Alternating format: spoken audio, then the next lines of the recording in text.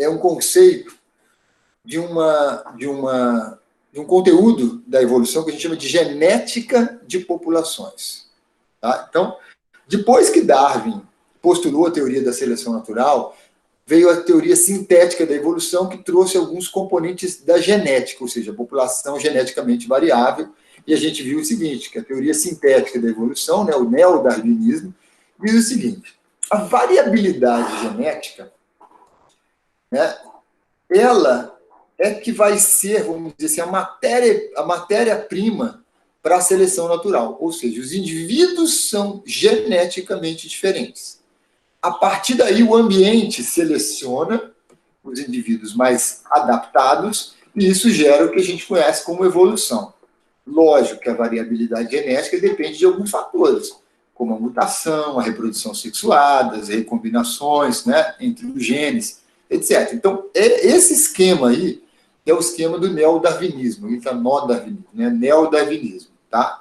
Muito bem. Os fatores evolutivos, eu vou lembrar vocês aqui, ó, são a mutação, né, que são alterações no código genético, é um fator evolutivo, uma fonte primária de variabilidade, e é através da mutação que surgem novos genes em uma população. A recombinação, que é o crossing over, né, que é uma mistura de genes que ocorre durante a reprodução sexuada, na formação dos gametas.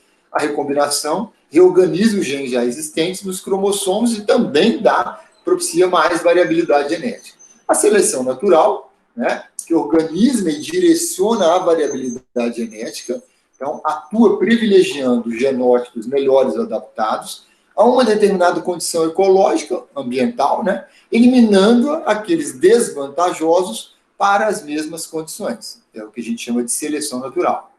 A gente tem o exemplo do melanismo industrial, que eu usei logo na capa, né, das apresentações sobre evolução, que é essa mariposa aí, que havia na Inglaterra. Então, olha só, não sei se vocês conseguem enxergar. Tem duas mariposas aí. Tem essa mais escura e essa mais clara. Então, as paredes, né, dos prédios, das estruturas na Inglaterra, elas eram mais brancas, mais esbranquiçadas, e essa escura se sobressaía. E o predador, então, não via essa aqui, a branca, e, logicamente, a mariposa escura era mais predada.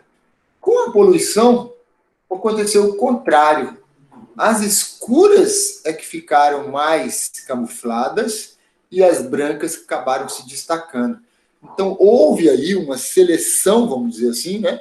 E as frequências gênicas, então a gente tinha uma frequência gênica maior das mariposas brancas e uma frequência gênica menor das escuras, porque elas eram mais predadas. Depois da Revolução Industrial, né, aconteceu o contrário. Então, as frequências gênicas das brancas diminuiu e da escura aumentou, porque a branca passou a ser mais predada. Tá? É um exemplo de seleção natural. As migrações também, que é a entrada e saída de genes em uma população, né? Então, a gente pode considerar que as migrações, elas favorecem o fluxo gênico. Fluxo gênico é a mistura de material genético de uma população para outra. Então, sempre quando a gente tem o cruzamento entre indivíduos de populações diferentes, né, nós temos o fluxo gênico. Aqui, uma possibilidade só um esquema que mostra para a gente os indivíduos chegando, os imigrantes chegando numa população original, e ela, então, esses migrantes introduzem novos genes na população de uma ilha, por exemplo, né, aumentando as frequências gênicas na população da ilha. Então, a gente acaba tendo aumentando, a migração, ela favorece a variabilidade genética também. Oscilação ou deriva genética, né, que são fator evolutivo determinado por eventos casuais que somente atingem populações pequenas, modificando as frequências genotípicas, eu já falei disso. Imagina lá um furacão, um terremoto que entrou e morreram vários indivíduos, e a gente teve uma grande mudança nas frequências gênicas, mas aí não foi por seleção natural, foi por um evento casual, um cataclisma que definiu uma alteração nas frequências gênicas, oscilação ou deriva genética. A especiação, que a gente também já falou, lembrando que o conceito de espécies são grupos de populações naturais potencialmente capazes de cruzar entre si e que estão reprodutivamente isolados entre outros grupos semelhantes. Né? Então, o conceito de espécie, os indivíduos cruzam entre si e geram descendentes férteis. Então, numa população, indivíduos da mesma espécie, as populações naturais potencialmente capazes de cruzar e que estão reprodutivamente isoladas de outros grupos semelhantes. Então, é o processo de especiação, segundo esse autor aqui, Ernest Mayr, né, desde 1942, ele já dizia que existem duas possibilidades. Essa que a gente chama de anagênese, a modificação gradativa em função das contínuas alterações no ambiente. Então, é uma espécie que vai sofrendo mudanças até virar outra. E depois da cladogênese, que é o mais aceito hoje, as novas espécies se formam por irradiação adaptativa, a partir de grupos que se isolam da população original e se adaptam a diferentes regiões. Aí, essa ideia de que essa aqui, né, esses indivíduos migraram para outras regiões e acabaram tendo características diferentes.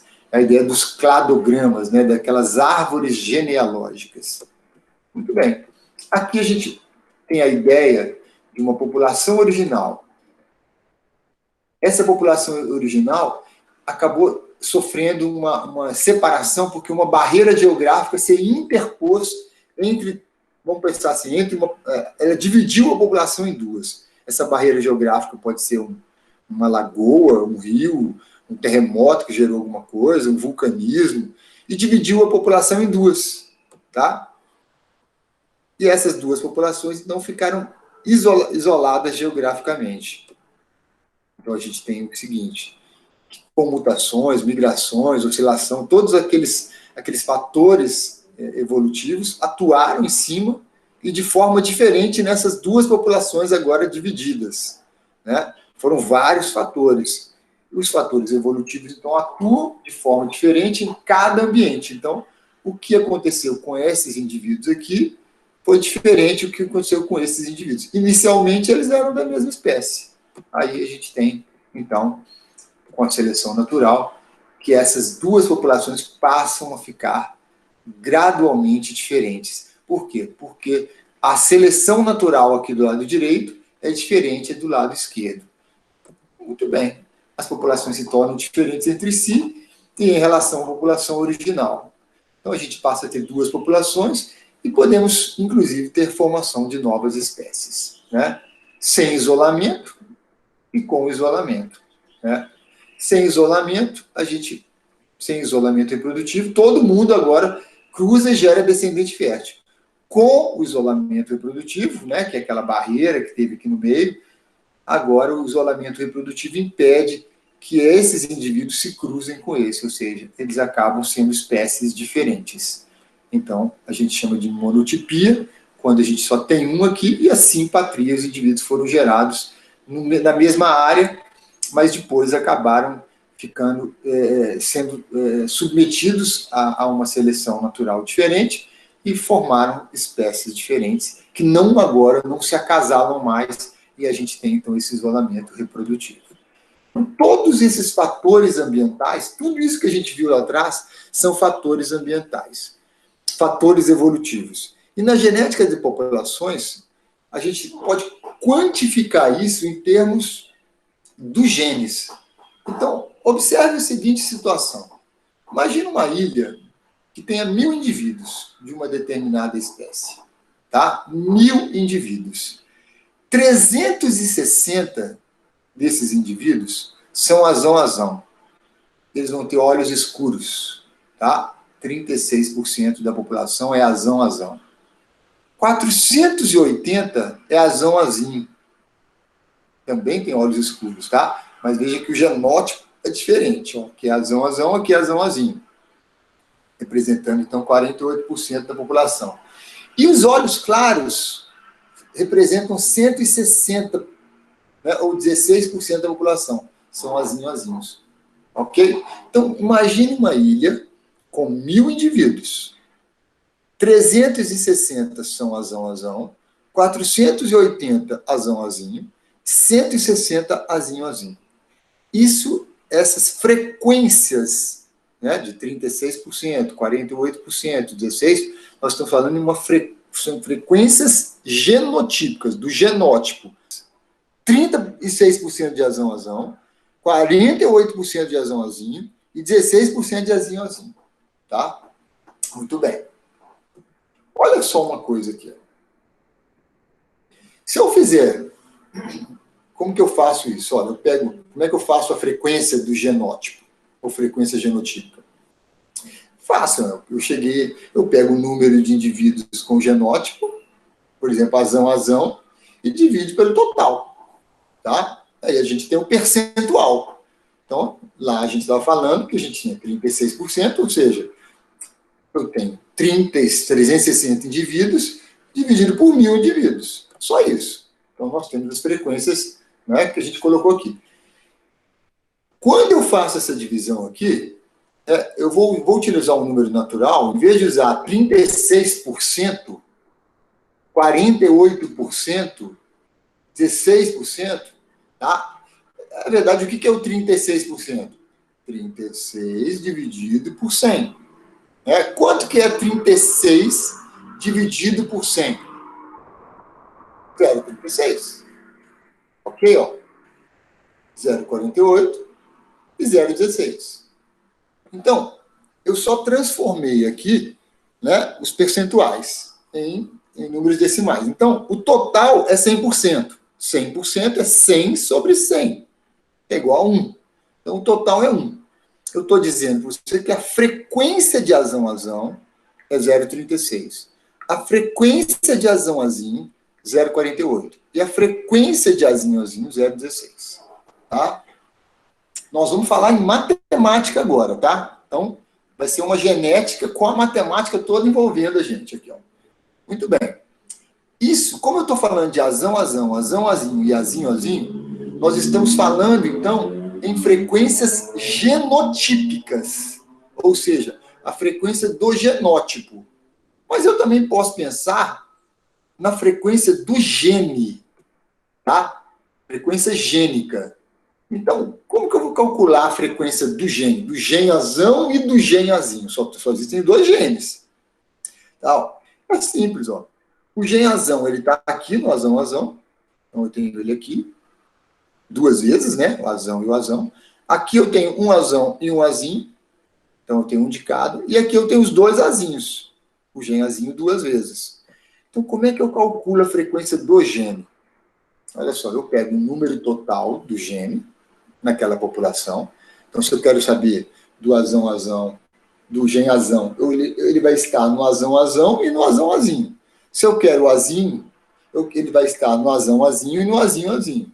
Então, usando esse raciocínio, eu tenho que a frequência do gene azão, do dominante, é a soma dos indivíduos que são portadores desse gene azão.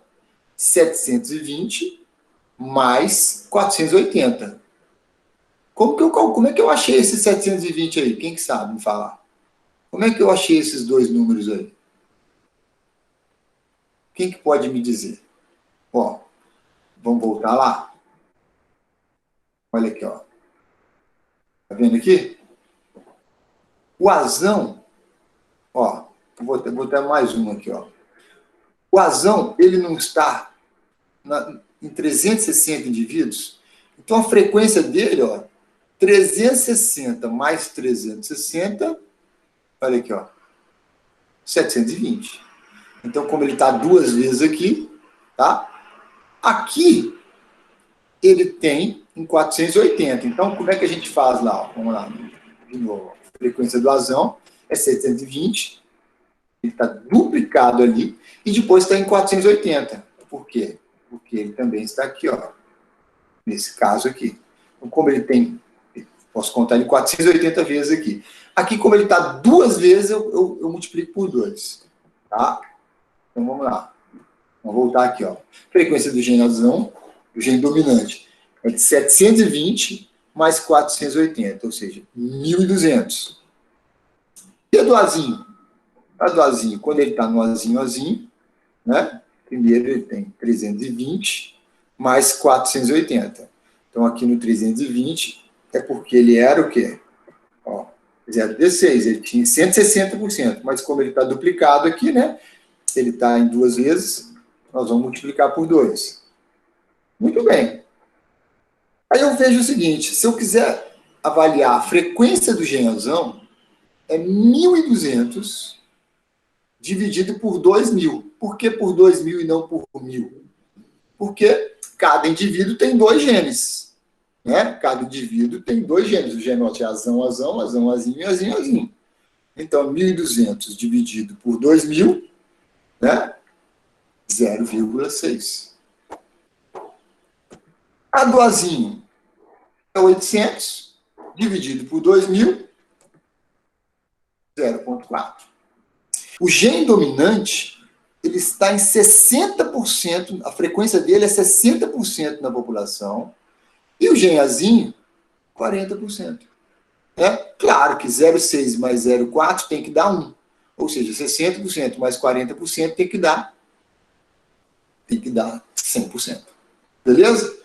Então, esse matemático geneticista Hardy e Van Berg, eles definiram o seguinte, que existe a frequência do gene na população, do dominante e do recessivo, e existe também a frequência do genótipo, azão, azão, azão, azinho, azinho, azinho.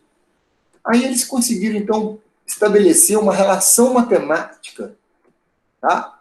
Que eles fizeram exatamente assim. É o teorema de Hardy e Van Berg. O teorema deles diz o seguinte, em uma população infinitamente grande, tá? Isso é uma teoria, tá? Em uma população infinitamente grande, em que os cruzamentos ocorram ao acaso e sobre a qual não há fatores evolutivos atuando, as frequências gênicas e genotípicas permanecem constantes ao longo das gerações. Por isso que deu letra E no exercício. Porque, segundo esses 2 cientistas, se a gente pensar numa população grande, tá? Vamos voltar aqui nisso. Se essa população ela tem essas frequências gênicas, 36% de azão-azão, 48% de azão-azinho e 16% de azinho-azinho, eles dizem o seguinte, gênica e genotípica, tá? Se a população for grande, os cruzamentos forem totalmente ao acaso, e não existir nenhum fator evolutivo atuando, que fator? Seleção natural, migração, mutação, recombinação, deriva, oscilação genética.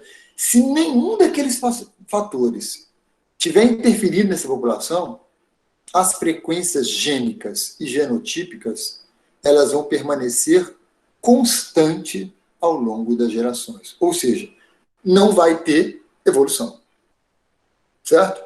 Agora, isso que a gente está vendo, né? Olha só, foi o resultado do exercício. Olha aqui, ó. A gente tinha isso aqui, azinho, azinho 15%, azão, azão 70% e azão, azão 15% de novo. Se tiver em equilíbrio, as frequências não alteram. Mas esse equilíbrio só é válido para a seguinte situação. Populações infinitamente grandes, com cruzamentos ao acaso, que a gente chama de panmixia, e isenta de ação dos fatores evolutivos. Se não existir esse equilíbrio, ele é apenas um equilíbrio teórico. Entendeu?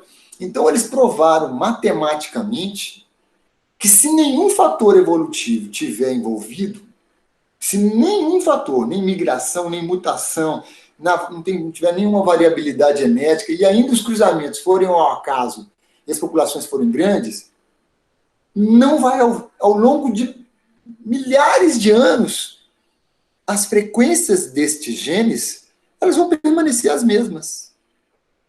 É um equilíbrio teórico, lógico, mas é justamente provando assim que a gente consegue ver que o que ocorre é o contrário, ou seja, que as populações e as frequências gênicas, elas sofrem uma dinâmica muito grande, elas vão se alterando muito. Por quê? Justamente porque existem vários fatores evolutivos envolvidos.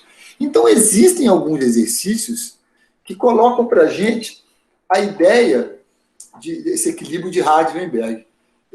como um modelo matemático do que não acontece. Então, olha só, imagine que nós temos numa população a seguinte situação: 6%, 60% da população de gene dominante e 40%, o que a gente colocou lá, tá? Se a gente cruzar essa população, um indivíduo com o outro, considerando essas frequências, nós vamos ter o seguinte, né? Que a frequência de azão, ó, azão, quanto que dá? 6 vezes 6, 36. Então, se eu tenho a frequência de azão, 0,6, frequência do gene dominante é 0,6, a frequência do gene recessivo é 0,4, aqui também, e faço o cruzamento o tempo inteiro com elas, eu sempre vou ter isso aí, ó. Que eu vou ter 36% de azão, eu vou ter. Aí a gente vai ter que fazer 2 vezes, né? 6 vezes 4, porque, ó, eu posso multiplicar este azão com este azinho, mas também posso multiplicar este azinho com este azão. Quando eu cruzo os dois, na verdade eu estou cruzando 0,4 vezes 0,6 2 vezes. Então dá 2 vezes 0,4 vezes 0,6, que é 48, ou seja, 48% de azinho. E finalmente, multiplicar 0,4 vezes 0,4, 0,16. Tá? Cuidado com as casas decimais, tá? Ó, 0,4 vezes 0,4, tá? 4 vezes 4, 16. Eu só tenho uma casa decimal aqui, ó, 0,16. Isso significa que se eu tiver uma frequência do gene dominante azão, 0,6, ou seja, 60%, e do azinho 0,4, e eu ficar multiplicando isso aí sempre, não tiver nenhum fator evolutivo, as frequências dos azinho e azinho, sempre vai ser isso. 36%, 48%, 16%. Mesmo que isso aconteça, mesmo que se passem inúmeras gerações, 10, 20, 30, 40 gerações, vai sempre permanecer. Agora, lembre-se que esse equilíbrio só acontece nessa situação. Populações infinitamente grandes, cruzamentos ao acaso, e nenhum fator evolutivo pode estar interferindo. Tá? E aí acontece isso aqui. Bom, lógico que a partir daí eles tiraram, né, o teorema de Hardy-Weinberg, que diz o seguinte. Agora presta bem atenção. Está de olho na tela aqui? Vamos chamar a frequência do gene dominante de P. Tá? Podia chamar de X, mas vamos chamar de P. E vamos chamar a frequência do gene recessivo de Q. Ok? Então, frequência do gene dominante nós vamos chamar de P, e a frequência do gene recessivo nós vamos chamar de Q. Legal. Me diz vocês aí, se eu somar a frequência, se eu somar P mais Q, tem que dar quanto? Exatamente. Ó. P mais Q tem que dar 100%. Né? Por quê? Porque só tem 2 genes, ou ele é dominante ou recessivo. Se eu somar a frequência do dominante mais a frequência do recessivo, o dominante vai estar no azinho, né? E o recessivo vai estar no azinho e no azinho. Se eu somar as frequências do gene dominante mais do recessivo, tem que dar 1. Só que, vocês concordam comigo que estes genes, eles são combinados 2 a 2? Então, olha só. Se eu elevar ao quadrado o P mais Q, quanto que vai dar? P mais Q elevado ao quadrado. O que acontece? Quem sabe me dizer? Na matemática, se eu tiver uma incógnita, P mais um Q, e eu multiplicar, e eu elevar ao quadrado o P mais Q, o que vai acontecer? Olha isso. P2 mais 2PQ mais Q ao quadrado. Significa o seguinte, que matematicamente eu consigo calcular a frequência do gene azão, do gene azinho, e consigo também saber qual que é a frequência do azão, porque o azão é o P2, o azinho é o 2PQ, e o azinho é o Q2, que é o quadrado. Se eu somar a frequência do Azão, mais do Azinho, mais do Azinho, é igual a 1, é igual a 100%. Então, se eu te der a frequência do do Azinho, certo? Vamos pensar agora em termos matemáticos. Se eu te der a frequência do genótipo recessivo Azinho, certo? É igual a Q2. Você consegue achar o Q, e se você consegue achar o Q, você sabe que P mais Q é igual a 1, você consegue achar o P. Ok? Se eu te der a frequência do Azinho, de novo, e vou querer agora a frequência do Azinho, como é que eu vou fazer? Eu tenho a frequência do Azinho, que é Q2. Eu vou lá, né, faço a raiz quadrada e acho o valor de Q. Se eu acho o valor de Q, como eu sei que P mais Q é igual a 1, eu consigo achar o valor de P. Se eu tenho P e o Q, então eu consigo achar o 2PQ. Aí eu acho também o valor, a frequência do Azinho.